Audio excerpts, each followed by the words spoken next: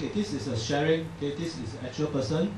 So he wrote this letter. Dear friends, how much will it cost you to stay at SGH, Singapore General Hospital?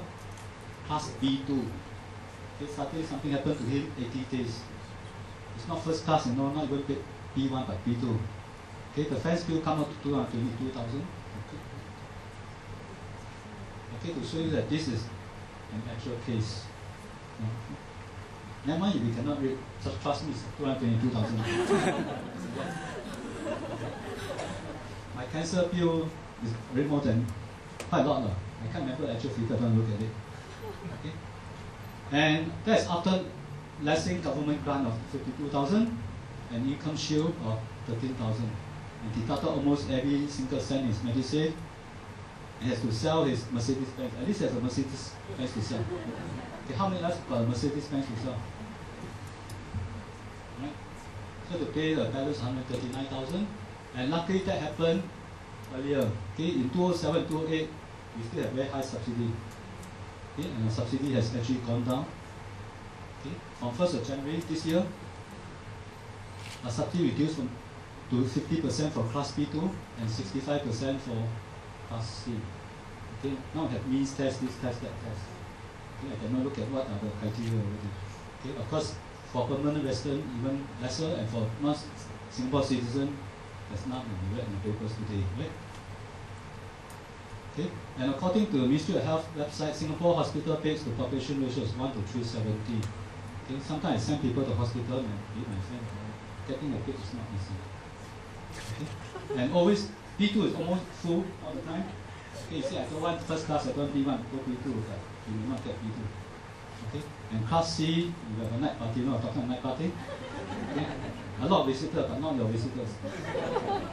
Okay? And probably you may not be able to keep your job. That's a fact. Like my colleague, right, because she has hypertension, and that's high blood pressure. Contract was not renewed. Okay? So we are more serious job, and can you get the same pay? Unlikely. Okay? So we are increasingly facing this kind of law. I hope I'm wrong, but I believe I'm not wrong with that. Top retirement priorities: ensuring you remain healthy. If you're not healthy, that's the end.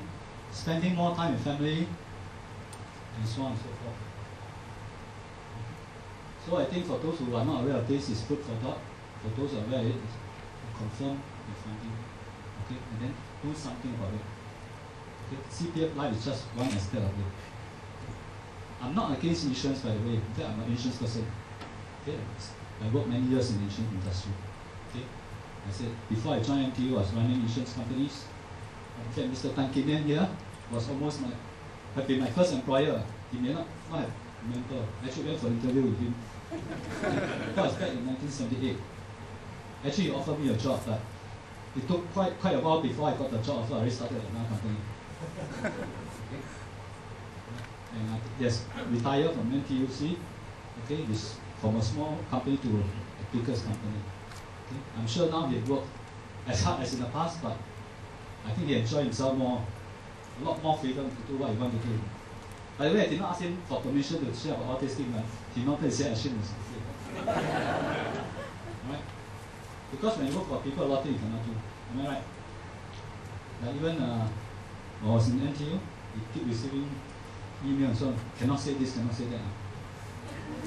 Alright, so what you heard in the newspaper or whatever may not be 100% accurate. I think you are Singaporean, you know what I'm talking about. Okay, there's a big gap between priority and actual planning. Now, just now we are talking about what is important to us, but how many of us actually plan for it? Like, people feel health and spending more time with family is important, however, only half of them are doing any kind of serious planning. Most of us say they're doing some planning, but what kind of planning? Just something in the heart, in the head, or actually doing something seriously? It makes a lot of difference. You have not done any serious planning, I suggest you start thinking about it. People require help to achieve retirement goals and make proper planning. You're not familiar with this kind of planning, ask for somebody who can help you. Right? Financial freedom is what one participant mentioned. To me, that is the most important thing. Who said you must retire at 65? Or 55 or 62 or whatever age? Come and tell us again. Singaporeans are very quiet one. Right. Retire 65, 65 lah. They say 70, 70. Alright. To me, that's why I cannot be a civil servant. I don't like people tell me what to do. Because why do you live your life to somebody? Right. Once you are financially free, you can retire, isn't it? Right. There's so many friends that retire in their 30s.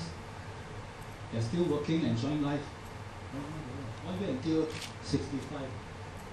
How many more years can we have to really make the full use of it? And if you believe you only live once, are you going to make the full use of it? Or you're going to spend the rest of your life people tell you what to do? Since young, right, my parents tell us study hard, get a job, and then keep quiet. Don't talk too much. Get 步步高升.